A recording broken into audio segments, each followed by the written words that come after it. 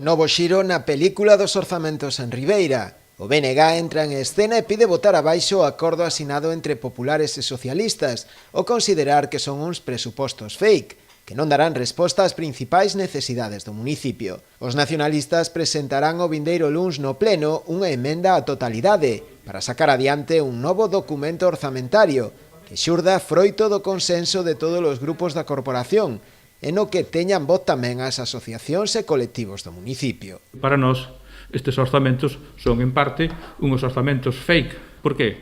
Porque son unha sucesión de repeticións de cousas que xa estaban ou aprobadas no pleno, con partidas asignadas, incluso algúns xa licitados, algúns xa en obras.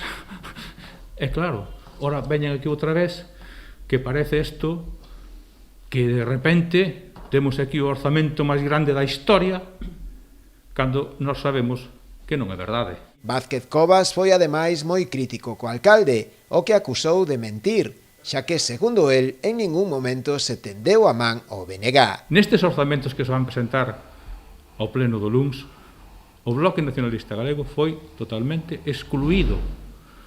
A nós, en contra do que di o alcalde, que falta a verdade con moitísima frecuencia, nunca se nos citou para negociar orzamentos. Absolutamente nunca. A proposta que fan os nacionalistas xira ao redor de 5 grandes bloques, nos que figura unha rebaixa da taxa de saneamento, mellorar a situación do tráfico e os aparcadoiros no casco urbano, a creación de zonas verdes e un maior investimento nas parroquias, as grandes esquecidas, segundo eles, do goberno local nestes anos. Os veciños e veciñas do rural de Ribeira parece que son veciños e veciñas de segunda.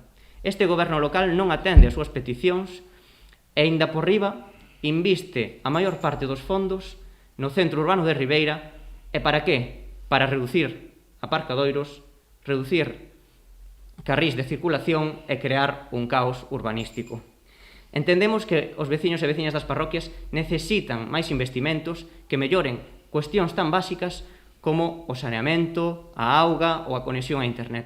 Entre outros aspectos, o BNG pide tamén aumentar a partida destinada a mantemento, aumentar as achegas ás asociacións e entidades locais e reforzar tamén os servizos e empregos públicos.